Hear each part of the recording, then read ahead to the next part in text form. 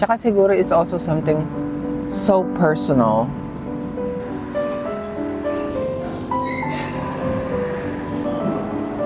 For busy people and also for people na ayaw ng human interaction. Parang ganun.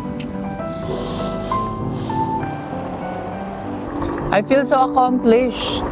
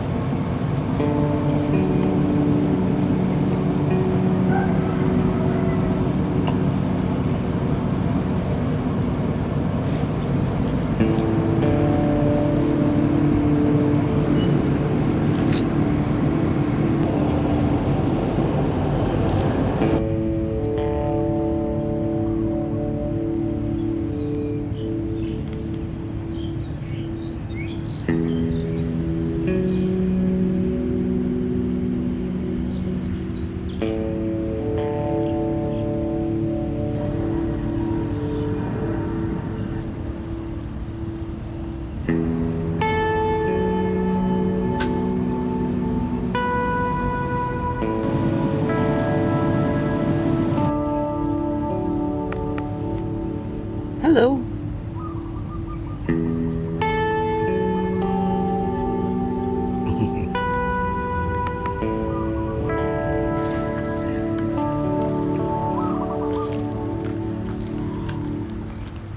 Ano in order mo?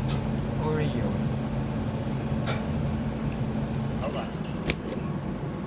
Ulang dyan. Alam ko na kung bakit nag-hit ang vending machine sa Japan. Hindi, yung vending machine kasi is parang for introvert people. Kunyari ako malapit 7-Eleven pero I would rather buy sa vending. Kasi ayoko nung may kausap pa. Gusto ko yung seamless lang, wala ka makaka-interact na tao. And I think vending machines are made for busy people and also for people na ayaw ng human interaction. Parang ganun. Yun. Pero opinion mo lang yan. Siyempre opinion lang yan. Baka seryoso okay. naman mga tao. I'm still thinking what to buy. Straw Coco smoothie. Ito na lang. 50. But Okay, wala din tao dito lagi.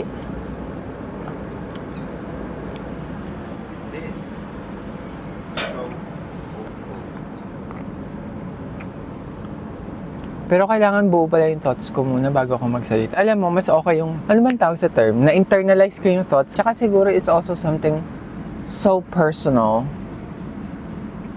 Kaya yung lumabas na words sa salita ko is so sincere and it connected to people. So, dapat pala yung sasabihin ko, ini-internalize ko siya maigi.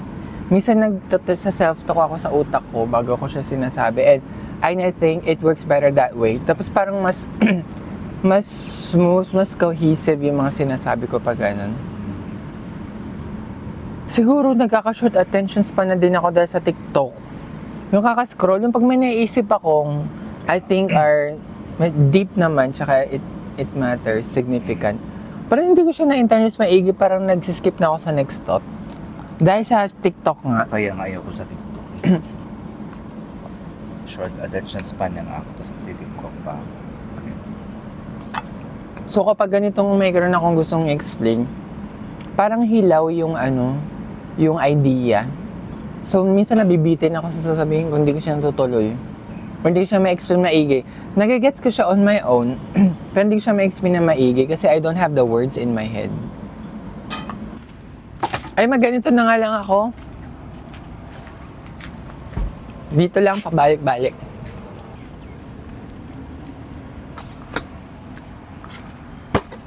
Wow. Bagal.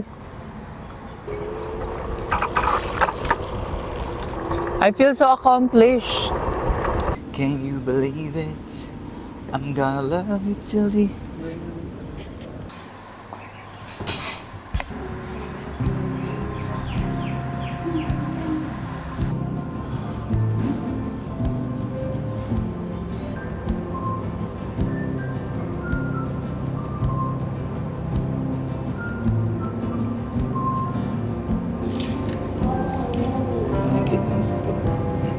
Jana spoon.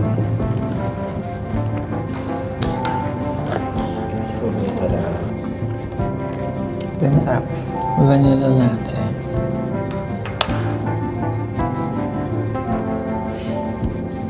Yun yung sabi nila eh, parang yung real coffee daw is not supposed to be bitter. Meron sa mga kape, pero it's not bitter. It's very light. This coffee is very light. Very acidic too. Connoisseur.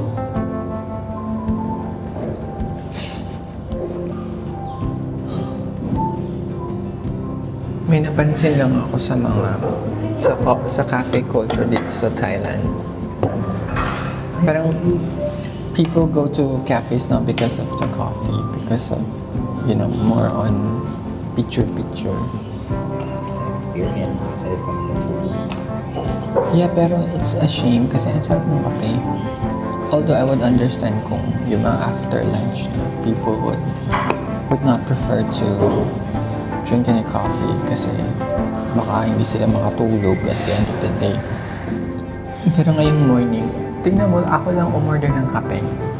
Kasi mo, Pero napansin mo may mga pumupunta dito mga bata. Kaya I understand kung ayaw nila ng kape. sarap.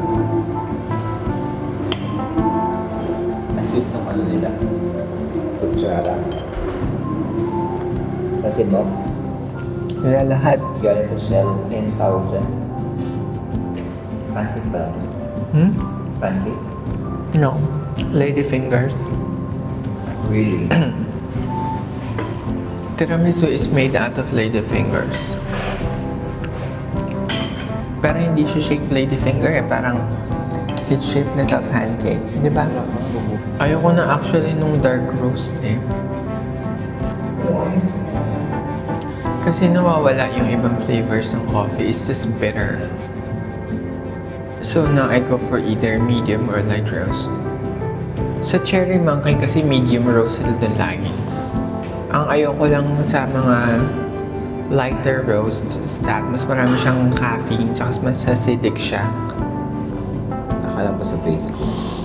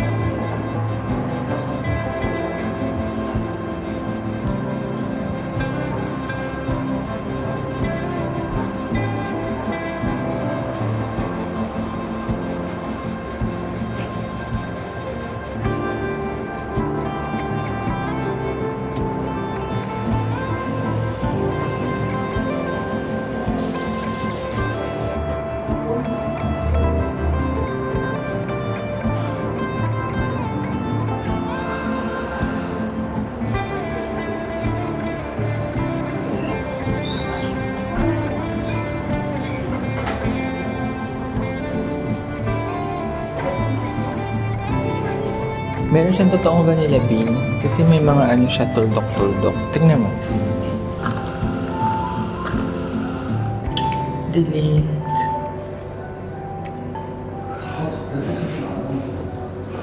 Apat lang daw sila sa university, tapos di daw sila nagkikita-kita kasi kanya-kanya sila ang faculty. Same. Maganda yung konti lang kahit Yeah. for me ha.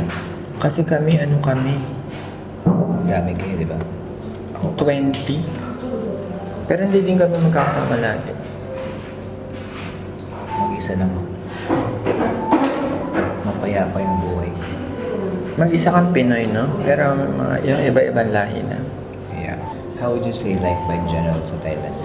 It's super, super difficult to boil down into a few words ang life in Thailand. Diba? Alam ko na ang word sabay-sabay. Totoo yung sinasabi ng mga China, sabay-sabay. Kung ano lang meron, huwag ka masyadong seryoso din. Buhay dito. Anecdotes yun, personal. Pero hindi ibig sabihin nun na ganun lahat. Kaya mahirap na siyang i-quantify and i-qualify. ang pwede mo lang masabi is your own personal experience. Kung ano lang, go. It's almost like going through the motions. Diba? Kung may mga mishaps or may mga obstacles along the way, meron pa namang ibang avenues.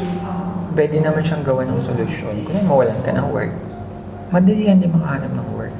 Kapag ayaw mo na sa school mo, pwede ka na lumipat. At least dito hindi mahirap solusyonan ang mga problema. In fairness.